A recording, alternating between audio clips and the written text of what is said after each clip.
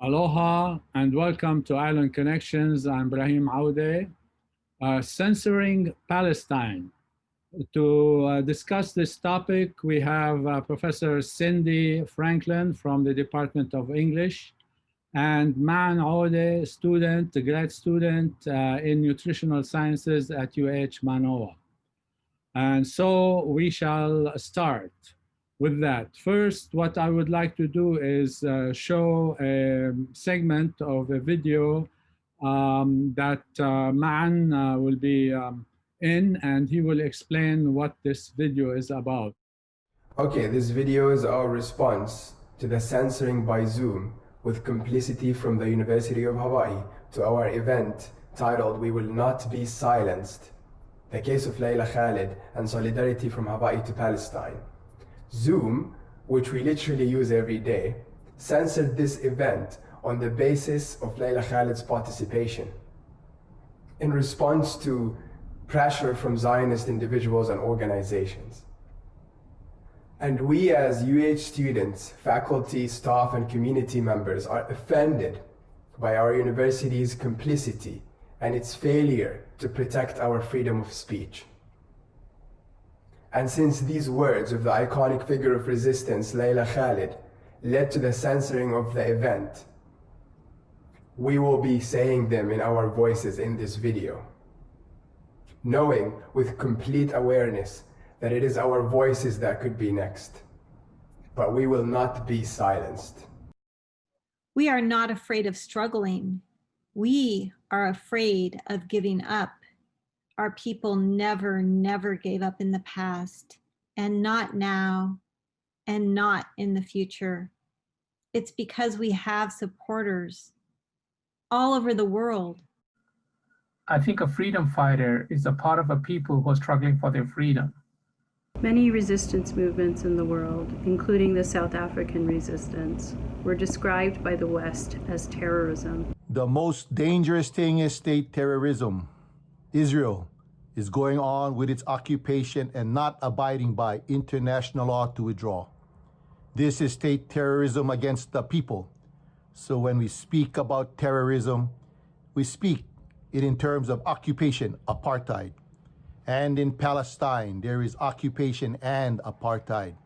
This is terrorism, while resistance is a legal and recognized and experienced means for our people to get their freedom. They tell us the Palestinians are terrorists. Imagine that the colonialists call the Palestinians who are driven out of their homeland terrorists, while they don't say that occupation is the peak of terrorism. Now what I want to do is show a segment of what Layla Khalid has said. So to figure out, how it is that, these kinds of, this kind of speech has been censored by Zoom and with the complicity of the University of Hawaii at Mānoa. So we'll play Layla Khalid's segment. Occupation is the peak of terrorism. The whole world suffered from colonialism, but it ended in many countries. We remember Vietnam, we remember Algiers, we remember South Africa, we remember Cuba, we remember all the struggles of peoples for liberation and for freedom. We have used all means of struggle. And we are still determined to continue using all means of struggle, including armed struggle. Whoever would tell us that this is not your right, I will tell them, go back to history. Go back to history and go back to the United Nations Charter. The international community recognized that people under oppression have the right to resist. I'm optimistic about the historical victory that we will achieve with you, with your support, with this solidarity, with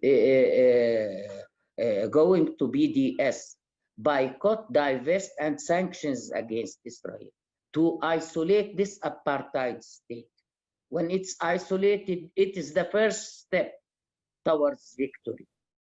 I was going to say that, regarding boycott, divestment, and sanctions, there are churches in the United States that are divesting from Israel, from the West Bank companies and so forth. So it's an international campaign that has succeeded in doing divestment and boycotting and sanctioning the state of Israel and Palestine.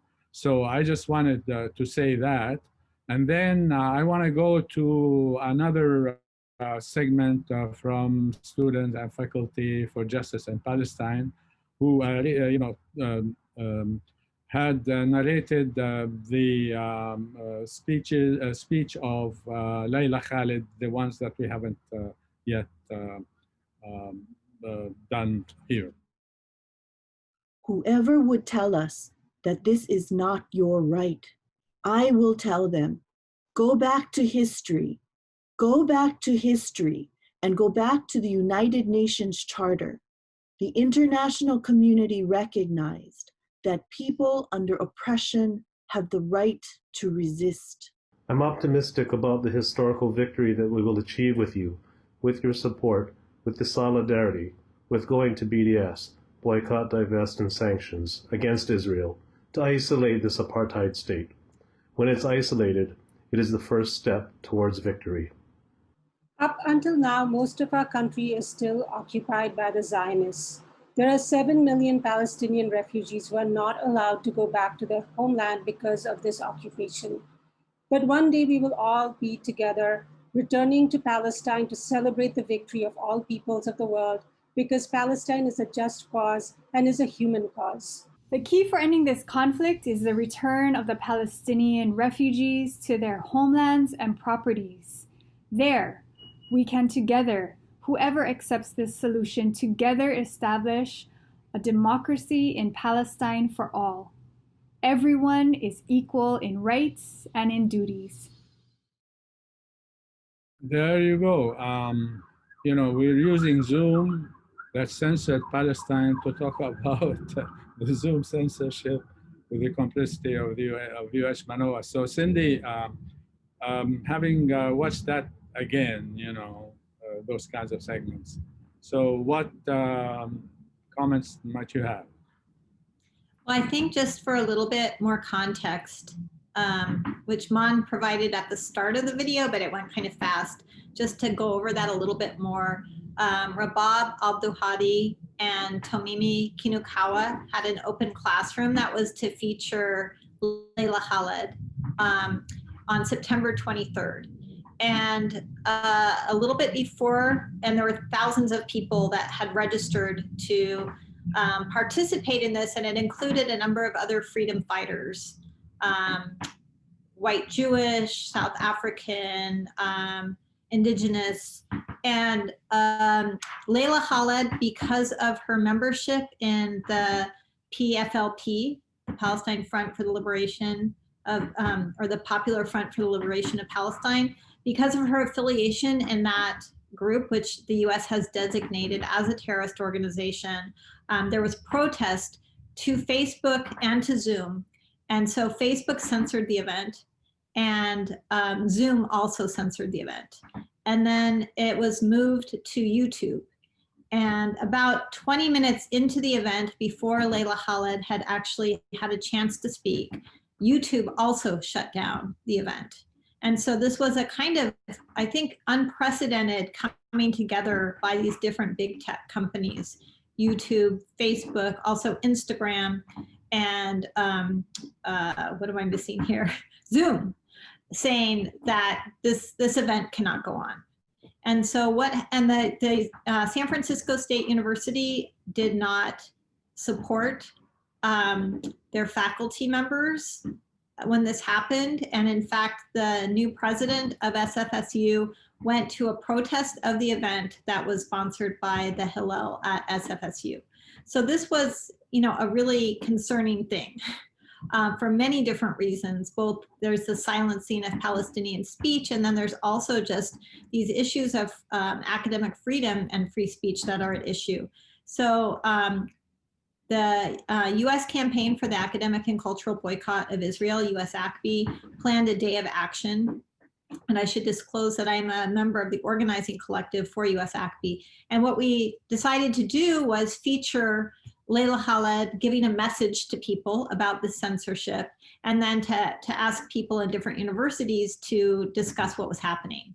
So UH, and in particular SFJP, or Students and Faculty for Justice in Palestine at UH, organized an event that was to feature Kalikoa Kaeo and Joy Enomoto and Man, and to discuss these kind of issues of academic freedom.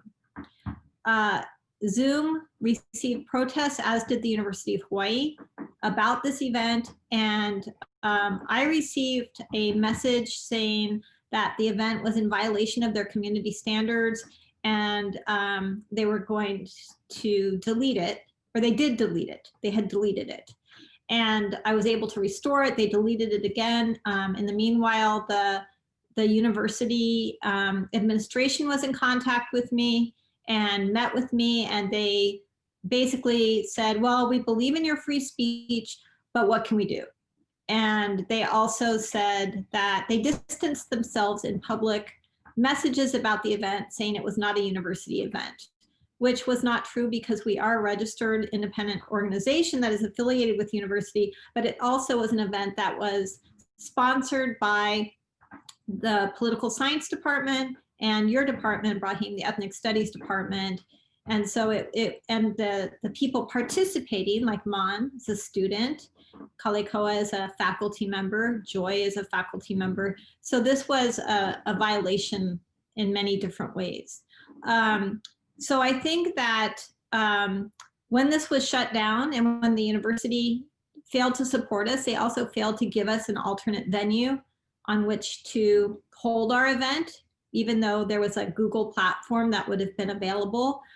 This to me was a cause of great concern in terms of this being an act of censorship, and one that I think was particularly hypocritical given all the kinds of things the university has managed to find a platform for, such as the Proud Boys and Turning Point USA, who have occupied physical space on the university and been a threatening presence. So for me, this is greatly concerning, and this led to our decision to make this video to expose, in part, the absurdity of this, and also to make known what it is that Layla Khaled has to say. And I'm going to turn things over to, I would like to pass things over to Man at this point to talk a little bit about that, if that's okay.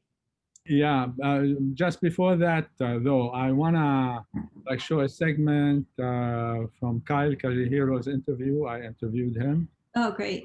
It shouldn't take long, and then we go to Man, because then there will be more things to discuss.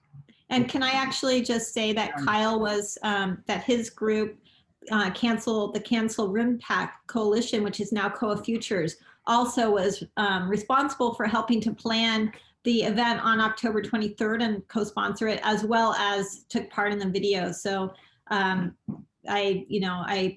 glad that you have been in conversation with Kyle.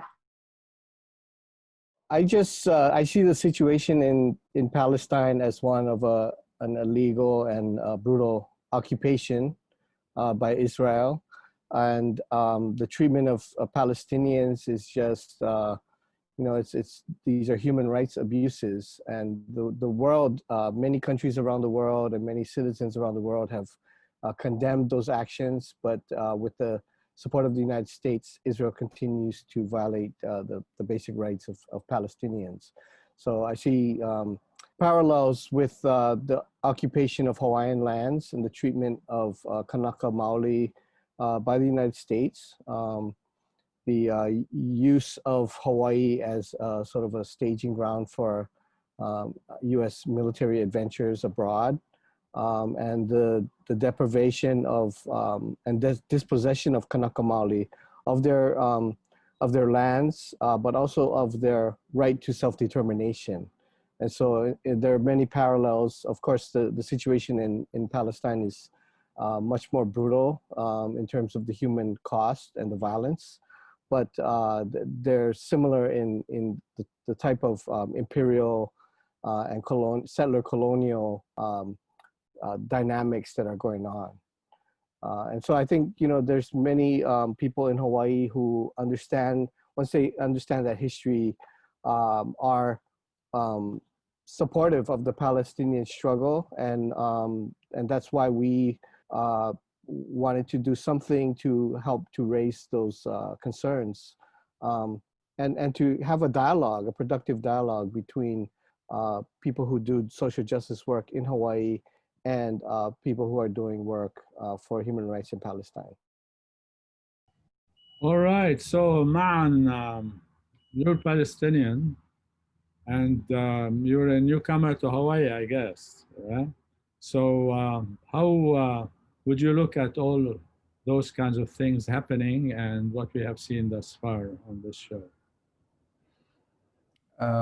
Yes, I am a Palestinian refugee myself, and it's an interesting thing to see the inclusivity of this on all of us. We all should be concerned that such censoring is happening to our voices, and I don't see it as only a Palestinian-related kind of violation. It's violation to our human rights and freedoms, like freedom of speech. So no matter where we are and who you are from, you should definitely be concerned and just do something about such censorship. So that's how I view it, just in general. Very good. So now I want to go to Ali Musleh. I interviewed him as well. And we'll see how he looks at it. He's Palestinian too. He's a political science at the University of Hawai'i. Graduate student, PhD candidate. Okay, we'll do that, Ali Musleh's segment. To be honest, I immediately started thinking of our experience of censorship here, but also its connection to Palestine, because we are using these services because we're in a pandemic, we're under lockdown. We cannot get together. We cannot see each other and enjoy the company of each other the way we want. But we have to remember that in Palestine, it's permanent lockdown, pandemic or not. So, those service providers, those companies have always intervened in Palestinian speech. Facebook, Twitter, now Zoom and other organizations have been or have lent themselves in a way to become instruments of the occupation. And because Palestinians are under permanent lockdown, there's always a feeling of disconnection, between each other. The Palestinian cannot meet another Palestinian, cannot discuss certain things with them. So that disconnection is real, and we feel that distance all the time. And we always try to find tools to create bridges, to create links, because those are your people. You want to learn from their experiences, especially because sometimes we don't share, and a lot of the times actually we don't share the same experiences. Yeah, I mean, Cindy, Ali is talking about something very important. I mean, connecting between this censorship here and the 24/7 censorship in Palestine, especially on the West Bank. So any more comments on that? Well, I think that the, kind of operation of Zionist organizations and Israeli lobbying in the US, which results in the censorship here, is directly linked to this brutal military occupation in Palestine.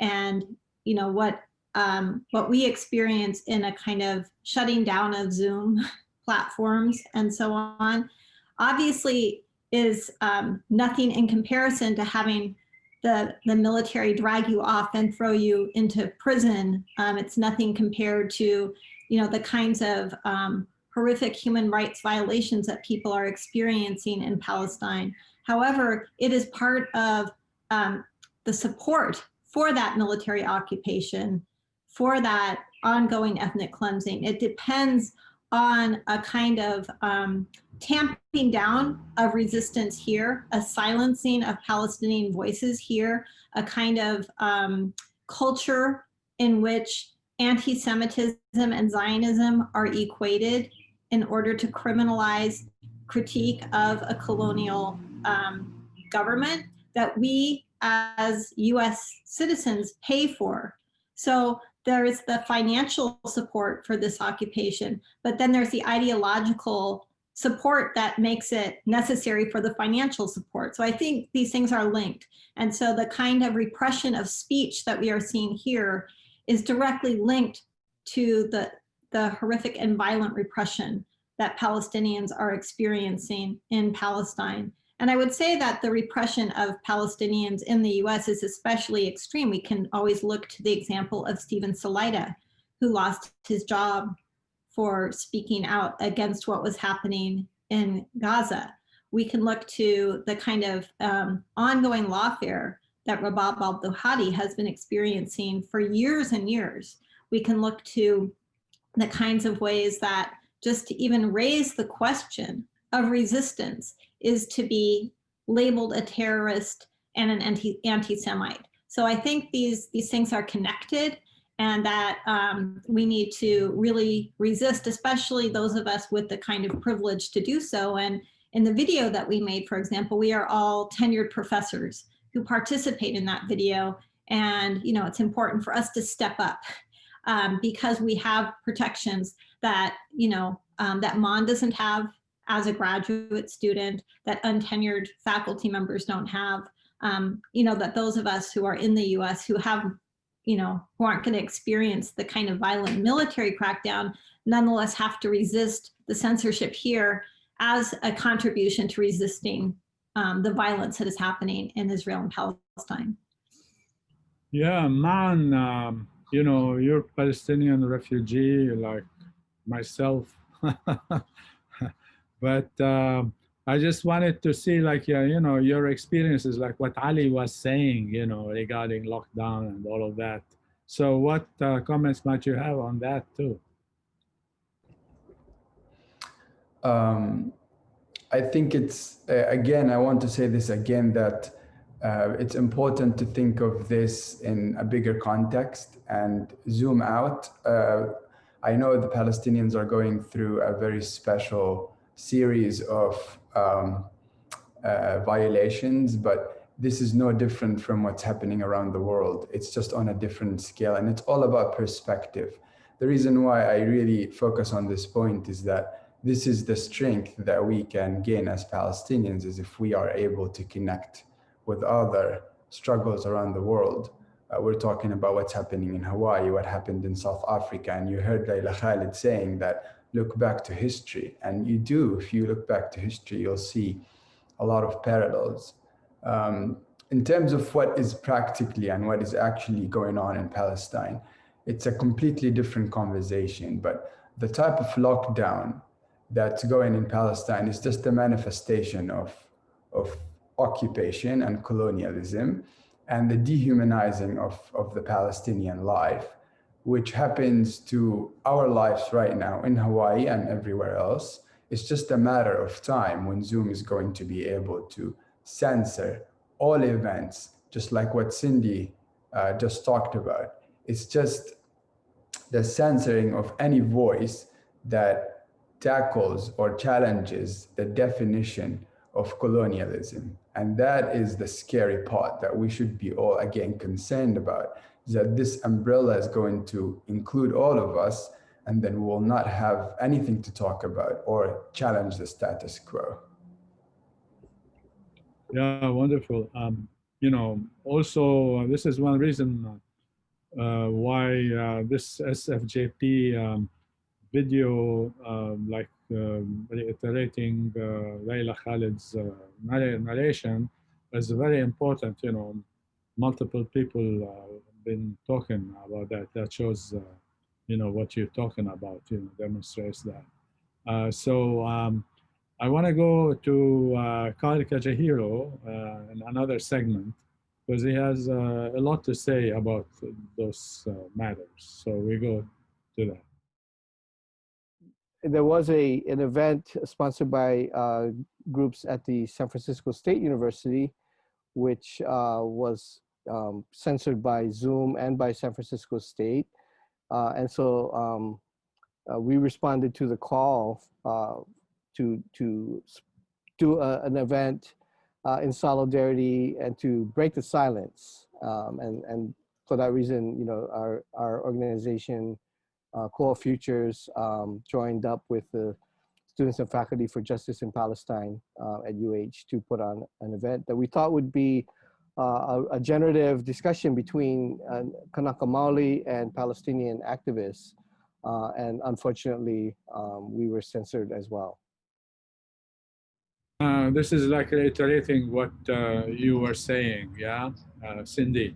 But I want to go to another segment by Ali, which he says more about that particular thing. And then we go back to Seth and ask you, Cindy, what you think about those matters. When you don't defend people who are under occupation, you're immediately endangering them. And the university should know that. You're also endangering the people who support them, who are in solidarity with them.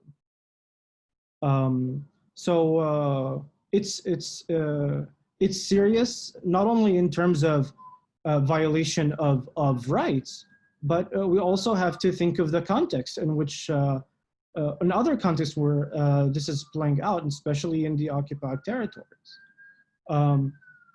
As one scholar put it, we are under sensory siege. You know, and to extend that sensory siege to here is to also allow the occupation to follow us wherever we go. I mean, you know, he's like broadening the matter. So it's not like censorship in Palestine, but censorship here. And, you know, like lockdown following Palestinians and their supporters everywhere.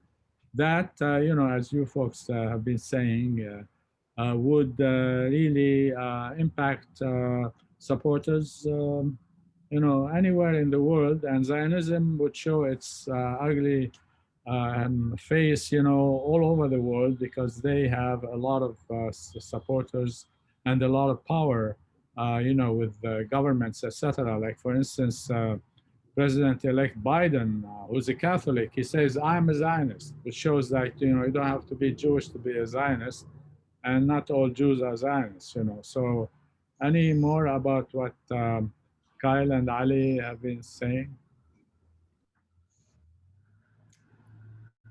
Well, I think that there is a kind of default Zionism in the US.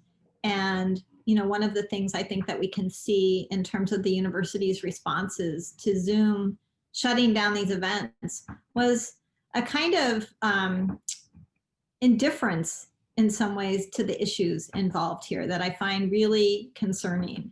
And I think that when Ali says, if you're not taking a stand against this kind of censorship, then you are supporting it. I think he's absolutely right about that. And I think that Mon is also right that this isn't going to be limited just to Palestine. We have Black Lives Matter activists are identified as Black identity extremists. They're on the terrorist watch list from the US as well. So on the one hand, you know, we always see Palestine as a kind of canary in the coal mine, as it were, in terms of the US and censorship. And that it's not unique, but it's you know, it's always one of these issues or one of these topics that is subjected to repression and to censorship. And I think, you know, Ali really kind of got at that. And I think that the university's unwillingness to care about this has a lot to do with a kind of default Zionism that we see in the US, and that has resulted in the criminalization of any kind of criticism of Israel, which is part of the State Department's definition of anti-Semitism. And we have in Hawaii, our two congressmen, Kai Kahele and Ed Case, support that understanding that and to criticize Israel is to be anti-Semitic. As a Jewish person, I take extreme exception to this. As a US citizen and as a human being, I take extreme exception to this. I don't think one just needs to be Jewish to take exception to this. So I think that these issues are very, very serious, and I really just want to support what Ali was saying about the need to resist this and to take this very seriously for a number of different reasons. Yeah, Ma'an, any more on that? You know, like a few extremist, quote unquote, extremist Black Lives Matter people are on the terrorist list or on the watch list or what have you.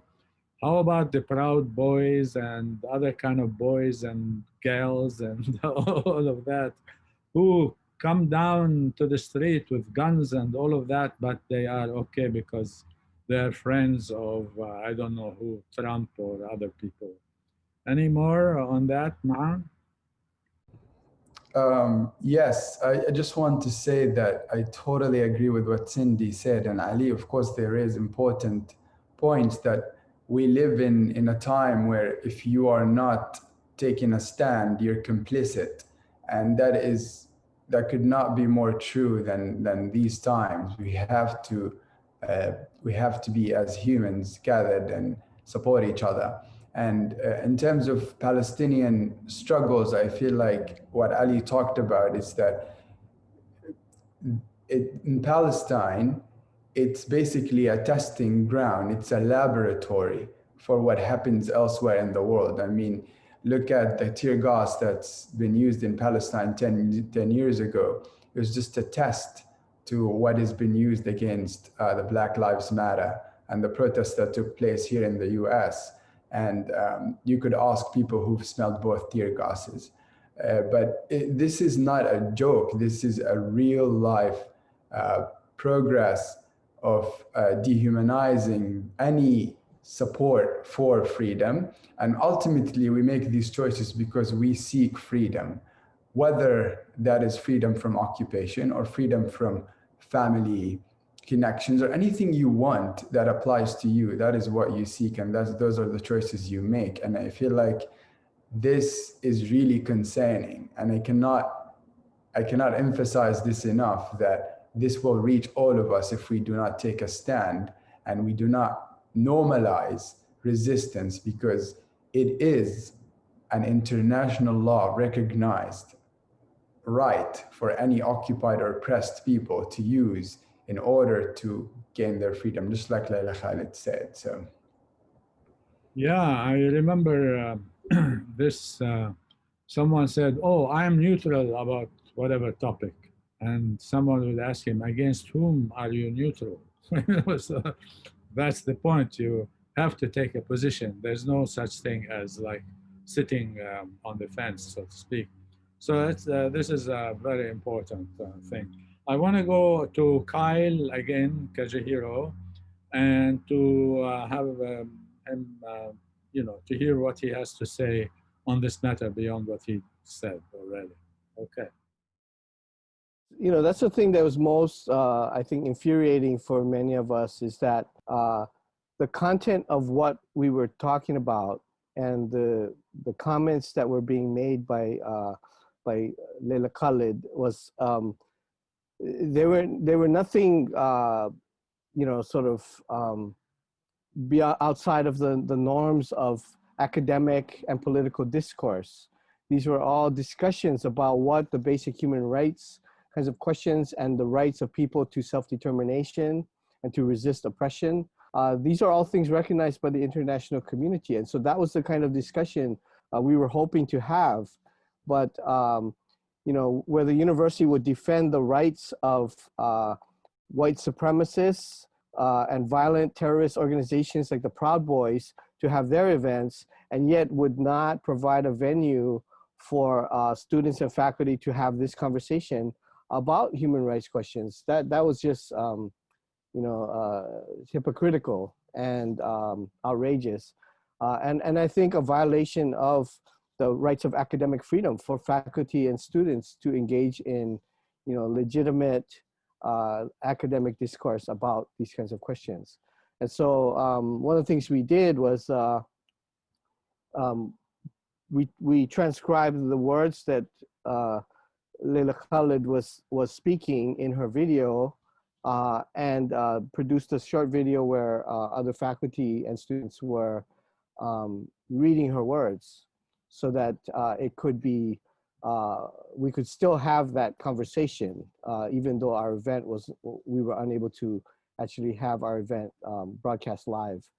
We were still able to get those words out and to stimulate this broader discussion, which I think it still needs to happen to hold the university accountable, and for the university to provide venues. If Zoom is going to censor content, which is already, I think, an outrageous situation, that the private platform, which provides a service for the university, is able to censor the content of speech, then the university needs to find other platform and break its contract with Zoom to provide that venue for legitimate discourse to happen. Yeah, I mean, the UH not only chickened out, but really failed in their mission, and they're working against their mission, freedom of speech and all of that kind of stuff. So to me, that's an interesting thing. But also, Palestine Legal has sent a legal letter to Lesnar, President Lesnar. So anything on that, Ma'an, and what else can you say about, if you have comments on what Kyle was saying? Well, I need to say that it's beautiful to see solidarity for Palestinians from others, just like how beautiful this whole entire journey with solidarity is. And that it is really important to recognize that we do not seek an exclusive type of support from the world. And like Kyle was saying, there are so many parallels, and it is scared him for such event to be censored, and that is going to be happening very soon and escalate really quickly if we do not take a stand on it. And one more thing is that for Palestinians, it is really important to know that despite this history of colonialism that's been going on forever, but this very most recent one, which has been mostly more than 72 years of occupation and displacement, there are still more than 5 million Palestinians live. And despite all of these efforts, it's not going to work because there is resilience. And there is no way that Palestinians are going to lose their hope for freedom. And so that should always be at the core of our solidarity with Palestinians. And they will censor many more events to come. And that should just be expected and worked against from us on this platform, is to keep using these platforms because they eventually, we know that they come from the dismantling machine. So yeah, we have to utilize them the best we can. Yeah, the digital police. I mean, yeah, these guys are Zionists par excellence. I mean, in their views, they are Zionists. Facebook and all of that. Facebook, for instance, if you say anything about, whatever, like Palestine or something against Zionists, they just block you for a month or what have you. So I don't know if you had any experiences with that blocking, which is censorship as well. I have friends who have done that. I mean, who have been blocked. I want to say to that I mean, the term psychological warfare is not really that new, but it's been mostly used recently by the Israeli Mossad and also by the Israeli intelligence, and it's been taking place in the US against like racial profiling and so on and so forth. So I feel like we are realizing things that have been happening, but they have been coming to the surface more because we are challenging. We have a generation that is challenging these thoughts and where they come from. So when it comes to psychological warfare, you could be facing things that do not exist in reality just because you said certain words, criticizing the state of Israel for their continuous violation against the Palestinian people. And you could be categorized as an anti-Semite, which is an extremely dangerous category to be in. And it is something that Palestinians themselves do not wish to be categorized in. And that is where there is a fine line that needs to be drawn, that Palestine and its resistance against the Israeli regime is only by a mere human rights incentive, and it is to achieve a freedom that is been deprived by many generations. So it is important to know that fine line is drawn by colonial power in order to limit and our resistance to this very point where we cannot even have a Zoom conference. So. Yeah, conflating, for instance, criticism of Israel with anti-Semitism is something that works for the Zionists.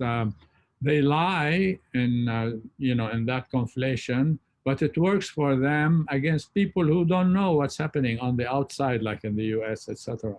But the increasing support for Palestinians' struggle in the US and in Europe, etc., has made a bunch of holes in that kind of lie, conflating Zionism with, anti-Zionism with anti-Semitism.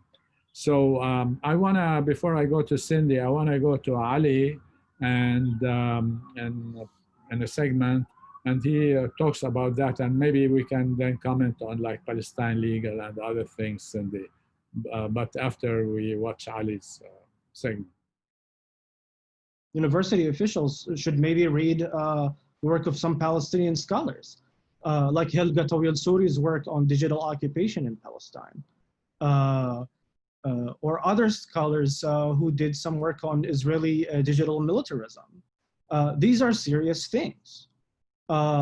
There's a space of oppression that is not dealt with in any meaningful way, and they should attend to it. They should be attentive to how those spaces are spaces for the exercise of power. Okay, Cindy, any comments on this? But I wanted to ask you about if you heard anything regarding the letter of Palestine Legal to the university, to Lasner. Any developments on that, if you know, or anyway? The university's strategy with everything is the same, to either not respond at all or to respond in a way that is a non-response, very politely, and this is where these issues of civility really come in, because, you can do a lot of violence through the most civil sounding responses. So Palestine Legal did send a letter calling upon the university to pay attention to the fact that a private company was putting them in non-compliance with loss of free speech and principles of academic freedom. Palestine Legal is a fabulous organization. It's Giving Tuesday. Please give to Palestine Legal. They do terrific work. But anyway, Palestine Legal had 11 other organizations sign on to this letter. It was sent to the university. The university did not respond. The university does not respond to emails saying, can we please see your contract with Zoom? I have asked many times to know how much money they have paid out to Zoom since the pandemic began, and I have not received an answer to that query. I sent them a very thorough investigative report that The Intercept did on this situation, and asked, what they were thinking about in terms of providing alternate platforms, as well as asking for a contract that would keep them in compliance with free speech and academic freedom. And I received a response saying, oh yeah, Time Magazine covered this too. And it was something that actually was different than the Zoom censorship, ignoring all of my questions. So the university's response has been to do nothing, basically. I've also said, now that we are not in a time pressured situation, what are you going to do about this situation, which, regardless of your position on Palestine, should be of concern for the reasons that Mon has laid out. And so the university has not responded. And I would just say that this kind of legal stuff that happens in a contract is on a spectrum with all the other things that are so ugly that are happening. Israel has an app that people can download to send messages. So there are bots that send out these messages protesting, for example, the Zoom event. You can't edit the protest, you can't tailor it, and they can just inundate, a place like Zoom or a company or a university with these messages from bots. They also engage in a lot of really ugly and vicious harassment. Canary Mission is a site that is well known for this. I will share that during a campaign for the an academic boycott resolution for the Modern Language Association, there was a story in one of the right-wing Zionist newspapers that was followed by someone hacking into my phone and circulating a porn video with my face pasted onto it. That is a kind of harassment that is designed to keep people fearful and quiet or tired. And so that there's a whole spectrum of things ranging from the university's polite, oh, thank you for sharing this, to their not so polite non-responsiveness, to contractual language, to just outright kind of right-wing, ugly, vicious harassment. And all of that is part of a kind of project to keep in place an occupation and colonization of Palestine. That's what happens in the US that supports what's happening in Israel. Yeah, so actually what you're talking about, I would characterize it as terroristic threatening, and that's very serious. I mean, the FBI should be dealing with that thing, but I know they wouldn't. But I'm also wondering how come, I read like how many, 11 people, 11 organizations supporting Palestine Legal Ladder.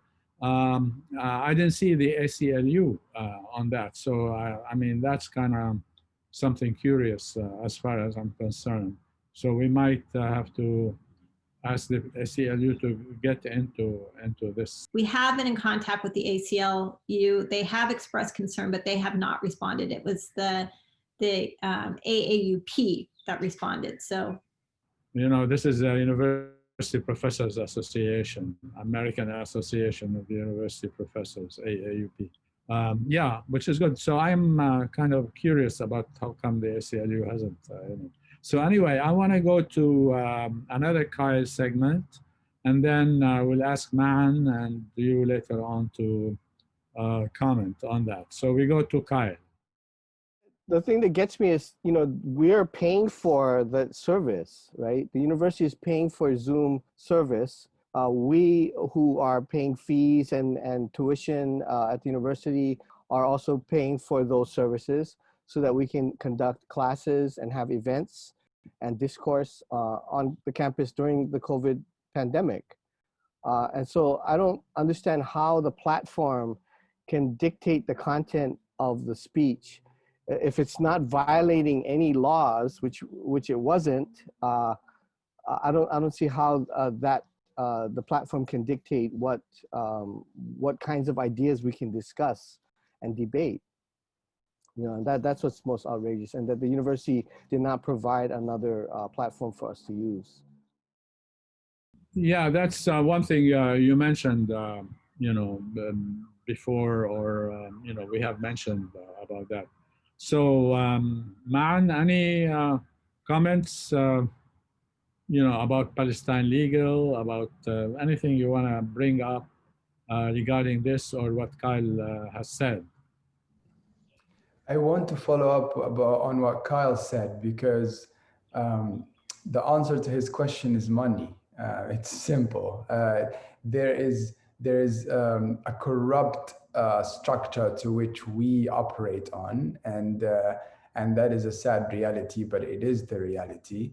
And whether we are paying for this or whether we have paid in you know, physical money, or just through being dehumanized and standing up for our rights, somehow this is what's taking control, and we have to acknowledge this fact, and we have to come with peace, at peace with it. So now this is where progress starts.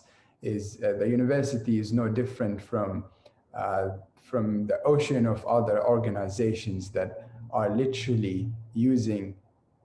They are complicit because they don't have the power to the economic power to say no to a Zoom request to cancel this event, because if they do, the consequences will be vast. So what can we do now is, if we just address the university without putting it in the context of what's happening, then we are not going to get anywhere.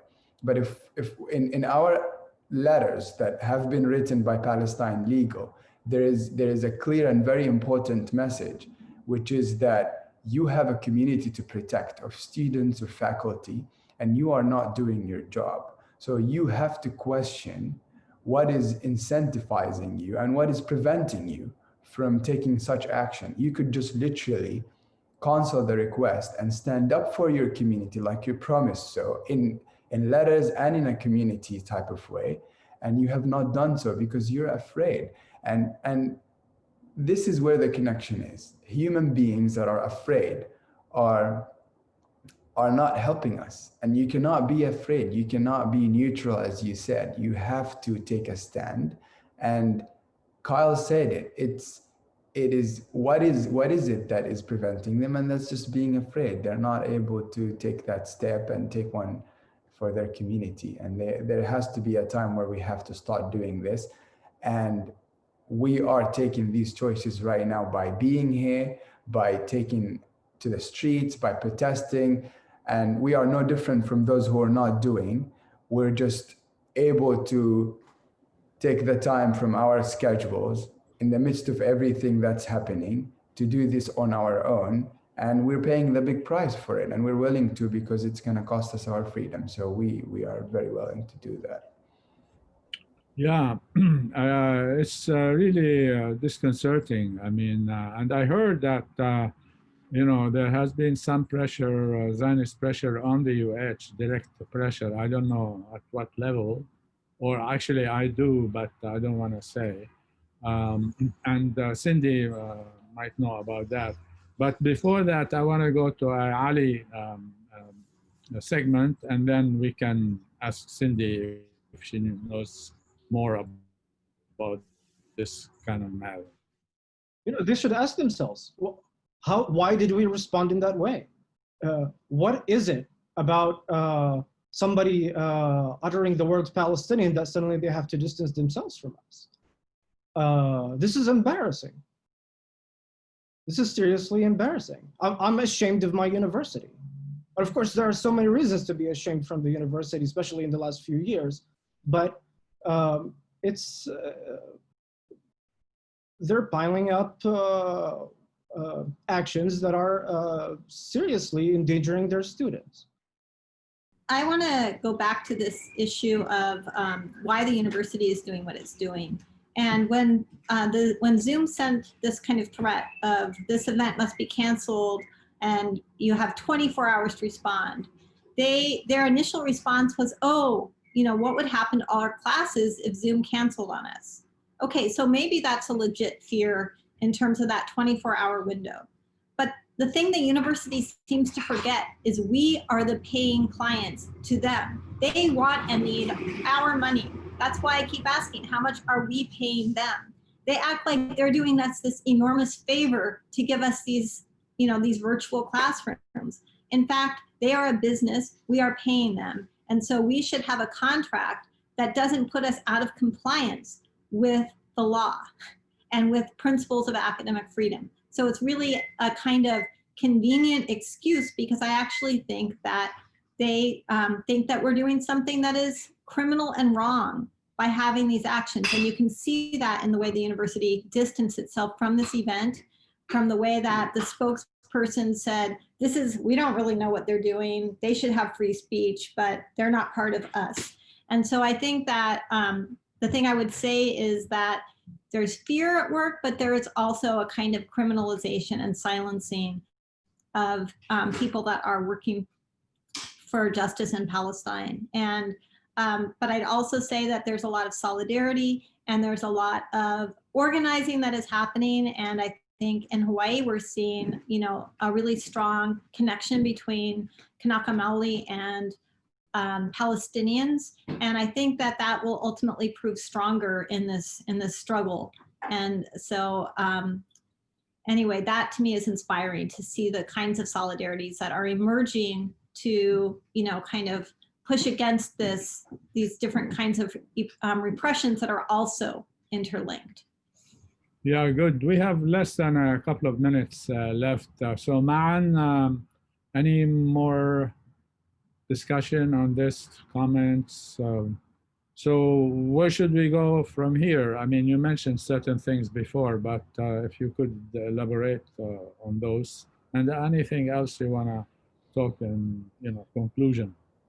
I just want to say that briefly, the choices we make, again, matter, and they are all the work we need to be doing. I think we look at what we're doing as little or not enough, but we are doing a lot. Like Cindy said, there's a lot of hope, and that is because of our, you know, our ability for resilience and to maintain good support for other causes. I think I want to end this thought by saying that the interconnectivity and connectedness of struggles is the single most important tool that we have against those really funded, financially strong tools. And this is the only way we can dismantle that, because money is where decision-making comes from. And this is the reality. And we cannot, because we have to compromise a lot of principles and our rights in order to make money. And we do not want that. What we want is to get together and be human beings under one category and not be exclusive. Palestine, not be exclusive, yeah. Palestine is an inclusive, humanitarian, and just cause. And that is how it should be looked at. Just like what's happening in Hawaii, what happened in Mauna Kea, and so on and so forth. So that interconnectedness is our way to move forward. And we cannot only be speaking about Palestine as Palestine, but it has to be in the context of other struggles around the world. So the Wall Streeters and the Zionists against freedom-loving people around the world. Okay, we are flat out of time. Thank you very much, Cindy and Ma'an, for taking the time to talk with us. And thank you, our viewers. Mahalo no Iloha. See you next year, and meke aloha.